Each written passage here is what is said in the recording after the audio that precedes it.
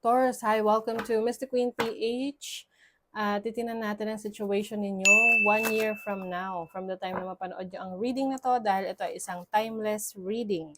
So anytime na mapanood nyo to, as long as makaka-resonate kayo, this reading is for you. So if you are interested in private readings, meron tayong link sa description at sa pinned comment. Paki-check nyo na lang. Okay, so kumusta mga Taurus? Isang taon mula ngayon. Let's see. Taurus, 1 year from now. Lion. Ang lion, this symbolizes your courage, lakas ng loob, no? Maari ring meron kang bibigyan ng katarungan, or makakatanggap ka ng justice. So whatever you deserve, you will get 1 year from now.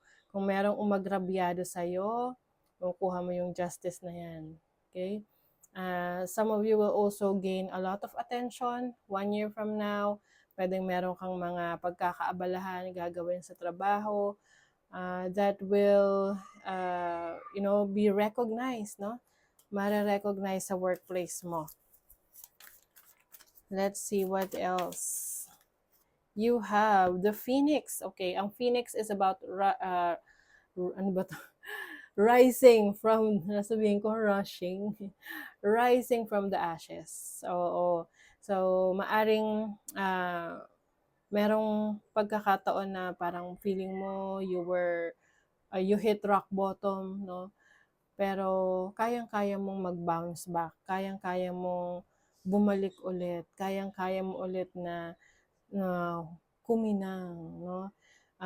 You will still be shining kahit na may mga challenges kang mapagdadaanan. Kasi parte naman yan ng ating buhay, no? Hindi laging nasa taas, no? Kaya nga may gulong ng palad. Oo. Ang importante, pag nasa baba tayo, marami tayong lessons na natututunan, no? And then, pag nandun sa taas, to be grateful for the blessings, okay? So, yan, you are rising from the ashes. This is regeneration, resurrection, ayan.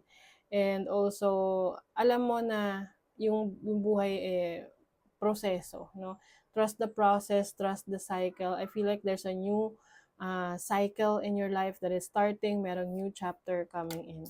You also have the praying mantis, which is about meditation. So I think mas magiging priority niya rin yung peace of mind ninyo, katahimikan ninyo. Kung kayo ay hindi pa nagta-try na mag-meditate, mag-allocate ng a few minutes every day, 1 year from now, mas magiging active kayo sa meditation, lalo na't alam nyo kung ano yung nagiging resulta nun para sa inyo. Kasi ang meditation, it brings out more energy sa'yo, binibigyan ka ng mas malalim na connection sa yung higher self. There's also internal wisdom, mas nagiging clear yung mind mo, mas madali kang makaintindi ng mga information na dumarating sa'yo. Okay? So, let's see your overall energy ng mga Taurus 1 year from now. You have the High Priestess. So 1 year from now, mas lalong lalakas ang iyong instinct, ang iyong intuition. I feel like ito yung medyo magiging iwas ka sa maraming tao, no? Na mas gusto mong tahimik lang yung buhay mo. You are with your own self. Mas gusto mong ma-maintain yung peace of mind, yung balance sa buhay mo. And through that, pwede rin meron kang mga explore na different forms of divination, spiritual learning, and na gusto mo pang matutunan, or any type of spiritual practice. So your possible challenge is the Page of Wands. So meron ditong gusto kong subukan. Pwedeng yung pwedeng travel opportunities. So I think iwasan mo na lang na mag-travel mag-isa, no? Lalo na kung hindi ka sigurado sa pupuntahan mo, hindi ka pa pamilyar. Pero of course, kung alam mo na yung pupuntahan mo, na you've been there many times, or there is someone who is going to help you or assist you, then why not? Pero kung sa tingin mo unfamiliar ka pa, iwasan mo kasi pwedeng maka-experience ka ng mga problema during that trip. Okay? Let's see your opportunity. Your opportunity, Knight of Cups. So possible there is a love offer for you 1 year from now, especially if you are single. And who knows, no, kahit na in a relationship ka, hindi rin natin alam. Baka maging single ka and then you will have a new relationship again. This can also mean an offer of, like a genuine offer, no? Pwede itong offer sa trabaho, offer sa business, business collaboration, ganyan, business partnership. But definitely, this is a genuine offer na merong good intentions. So your blessing is the Three of Wands. This is expansion.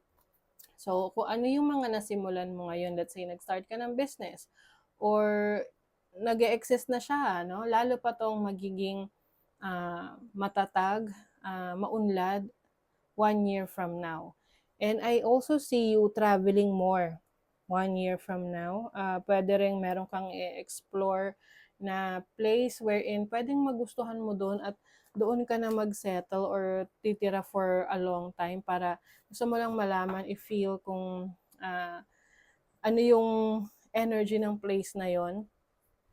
So let's say for example, pupunta ka sa Siargao tapos nagustuhan mo yung vibe ng place na yon. So, pwedeng titira ka doon for a few months and pwedeng mas matagal pa. Depende sa opportunities na darating sa'yo doon. Okay? So, let's see. Money, career, finances. Challenge yourself to do what you think you can't. Ayan. So, ito yung mga nagda-doubt ko sa sarili mo na hindi mo kayang gawin kasi parang feeling mo nakakahiya or hindi pa ganun kalakas yung loob mo. So, ito yung isa sa kumbaga i-challenge mo sa sarili mo na gumawa ng mga you have never done before kasi akala mo hindi mo kaya. So, meron ka ring gift na marireceive 1 year from now. Can be cash or kind, oo. And this is also a reminder to use your talents and abilities to bring abundance. So, kung maaring meron kang madidiscover sa sarili mo or alam mong talent mo na yon and skill mo na yon pero 1 year from now, gagamitin mo talaga yung abilities mo na yon to show the world yung iyong kakayanan, di ba? You have the Two of Pentacles and the Ten of Pentacles. Wow! I think, no, kung ikaw ay may plano na magpagawa ng bahay, to buy your own property. So, I think 1 year from now, magagawa mo yan. Lalo na't magiging very busy ka. Oo. Magiging busy ka sa mga trabaho or any sources of income kasi I see you having multiple streams of income, no? Hindi lang sa isang trabaho or trabaho business, no? Yung source of income mo, pwedeng pinagsasabay mo yan. Sa relationship, laging nalabas tong open-minded na to. Sa relationship, I think, mas magiging open-minded ka in getting into a connection, a relationship.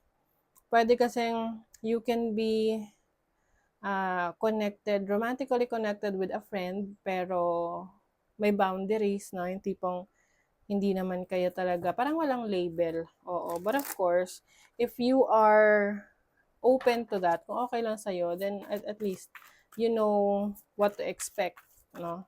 Oo, kailangan lang handa ka sa ganyan. Kasi pwedeng may offer talaga, pero hanggang friends lang. You have the King of Pentacles. So, pwedeng ang ka-deal mo ay isang Earth sign, Taurus, Virgo, Capricorn, kapareho mong Earth sign. I see a lot of admirers. Oo, lalo na't magiging mas successful ka, mas nagiging established ka. Kung successful ka sa trabaho mo, sa business, sa career, mas marami ka ring mga admirers. If you are already in a relationship, so pwedeng mas lalo nyo lang patatatagan yung relationship nyo ng person mo, na tipong you will have good friendship as well. Kasi maganda rin na foundation ng relationship, yung pagiging magkaibigan ninyo. 'Di ba? You don't just treat each other as lovers but also as friends. Flamingo. Nourish your soul and you will survive harsh circumstances. So, I think this is somehow related doon sa meditation, itong praying mantis na part of your nourishing your soul is through meditation. Oo. So, yun yung makakatulong sa'yo para ma-overcome yung mga stress or anything that triggers you. So, part of your healing process din yan. Okay? So, that is your reading, Taurus. Thank you so much. Bye!